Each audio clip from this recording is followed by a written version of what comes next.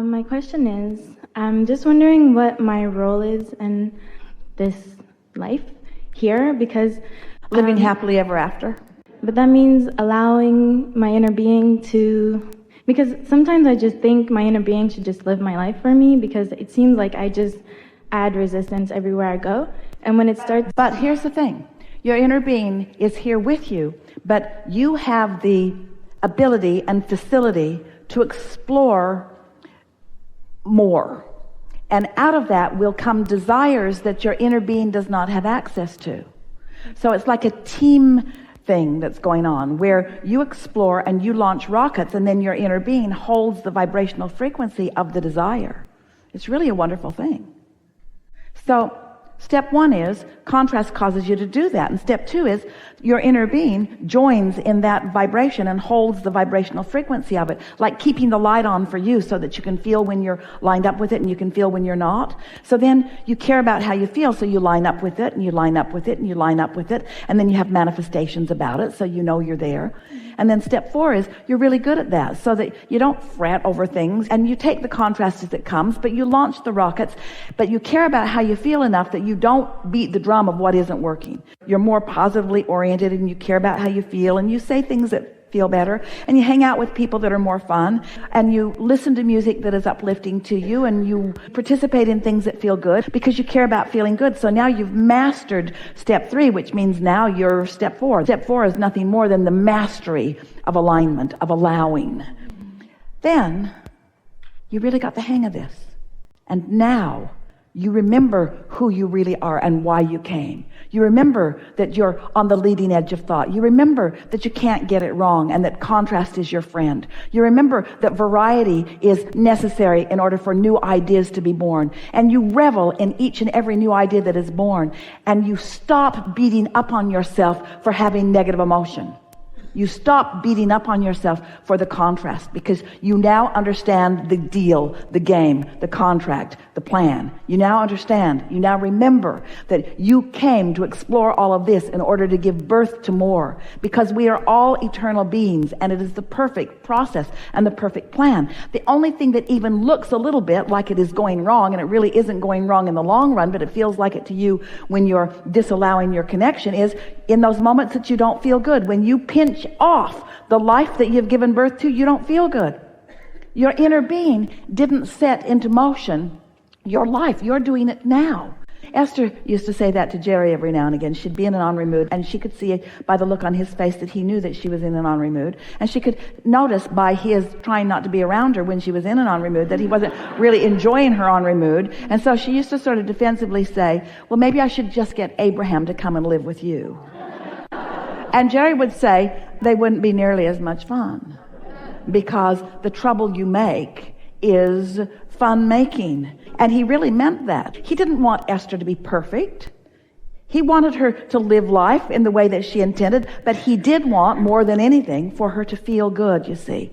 And that's what your inner being wants for you too. Just don't get into those places where you're not feeling good for long periods of time. Someone said the other day, I'm depressed. And Esther said, I think we all are from time to time. We don't need to be.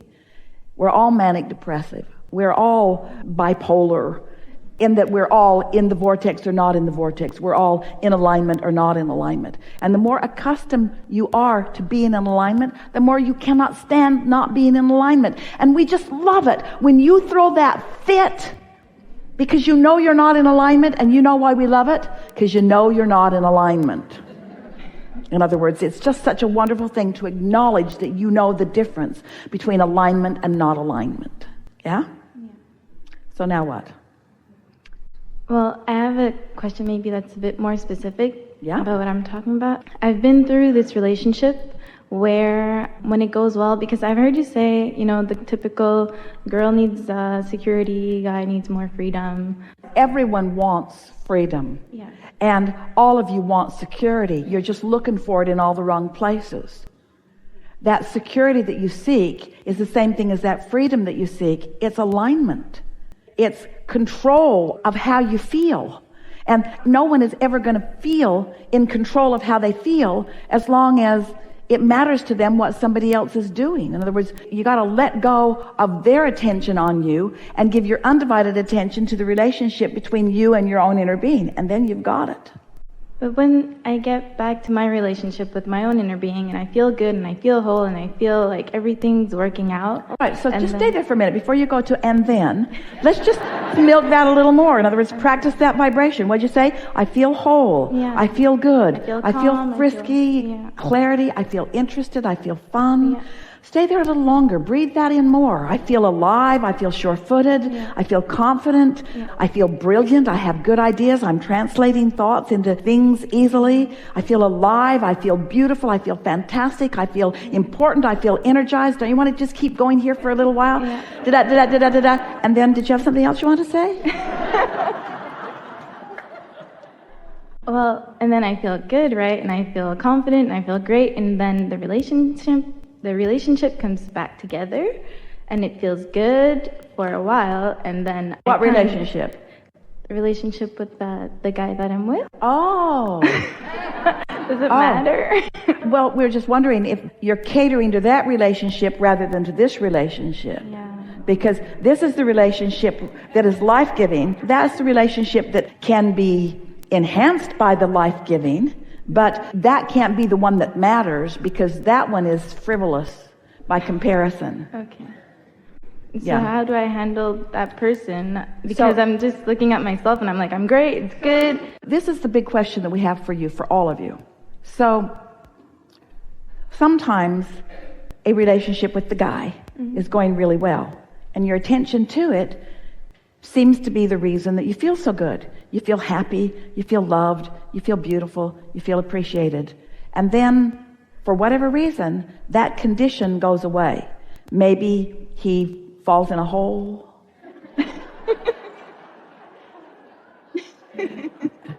Maybe he turns his attention away from you. But once that condition changes, then you don't feel good. So what you had going on was a very conditional love. But let's say, here you are, tuned in, tapped in, turned on. You figured out that when you don't do that thing you do that makes you feel bad, you feel good. So you've stopped doing that thing you do that makes you feel bad. So you mostly feel good. You feel optimistic. You're meditating every day for 15 or 20 minutes. You're getting out and appreciating what's around. You're walking. You're enjoying life. You're feeling good. You're in alignment. You're turning thoughts to things. You're in the receptive mode a lot of the time. And because you're in the receptive mode, everything that you want is coming to you, including that relationship. So that relationship comes, but your happiness isn't dependent upon that relationship, because your happiness came first. Because you're in control of your happiness with or without that relationship. So you're not dependent upon that relationship. So now you're solid there, you see. And the other person feels freer too, because when you make anyone believe that your happiness depends on them, and they can't possibly stand on their head enough different ways to keep you always here, only you can do that. So we just want to talk about the difference between the unconditional alignment and the conditional alignment. And almost everyone, we love you so much, almost everyone is using their relationships in a conditional way. You don't bring me flowers anymore. Or, I remember in the beginning, you made me feel happier, or. Wouldn't you really like it if you were in a relationship with someone who was tuned in, tapped in, turned on just because they meant to be, and they weren't holding you responsible for the way they feel? Wouldn't it just be really nice to be with someone like that? But you got to be careful, because that's a sort of condition. In other words, we don't want you to need them to always be happy in order for you to be happy. We want you to figure out how to be happy. We want you to be able to say to anyone, I feel good and you're not the reason. That's important. I feel so good and you're not the reason. But usually what you say is, oh, you make me so happy, which means better keep it up. You make me so happy when you take me out to dinner, and you make me so happy when you spend all this money on me, and you make me so happy when you're where I want you to be, when I want you to be there.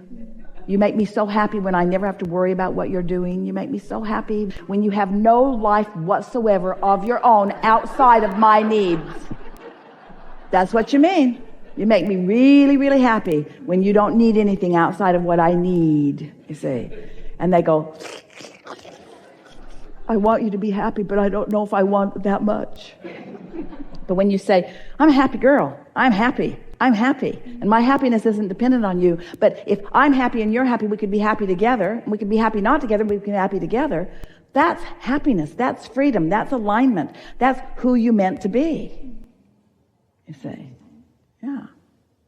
Thank you. When you were born, you were not born with your mate. Oh, look, I just gave birth to the cutest little couple.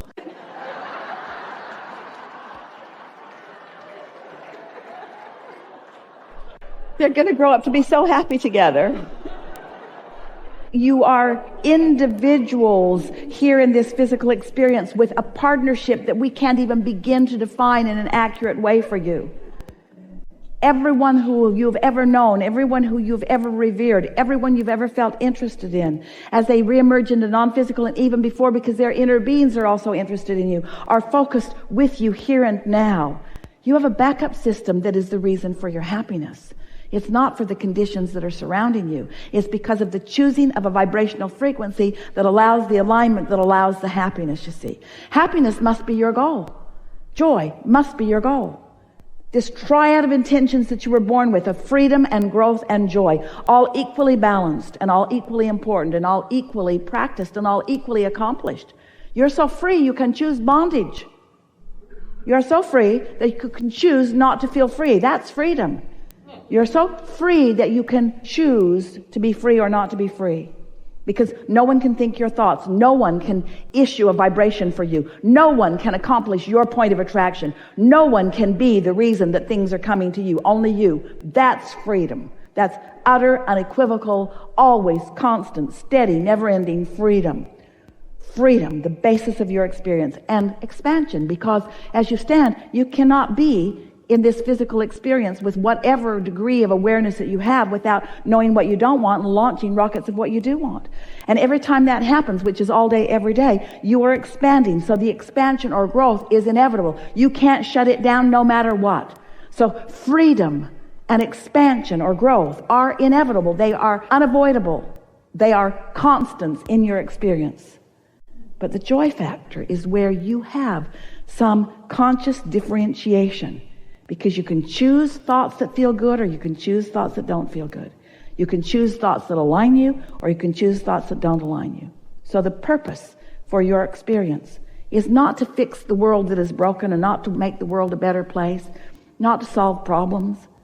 The reason that you came into this physical experience was for the exhilarating experience of from where you are to where you want to be. The reason that you are physical, hear this, the reason that you are physical and not like your inner being, non-physical.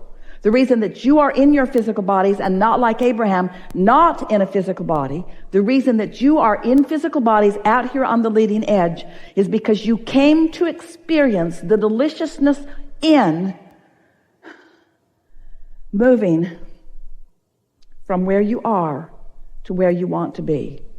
To have the experience of turning that vibration into the tangible. That's why you're here. That's why you're here. Because you don't have to be here to be thought. And you don't have to be here to feel good. But to have this leading edge experience where you get to be a part of and the reason for and the experiencer of the vibration becoming a see it, hear it, smell it, taste it, touch it reality. That's why you're here. Don't you want to get on with that joyful experience? You see? And did you notice, in reference to the question earlier that we had so much fun with about what do you say when they say, where have you been? Where'd you come from? Have you noticed that when you got here, you didn't remember? Worth thinking about. Because you wanted to come into this new environment where you could accomplish your new expectations on your own.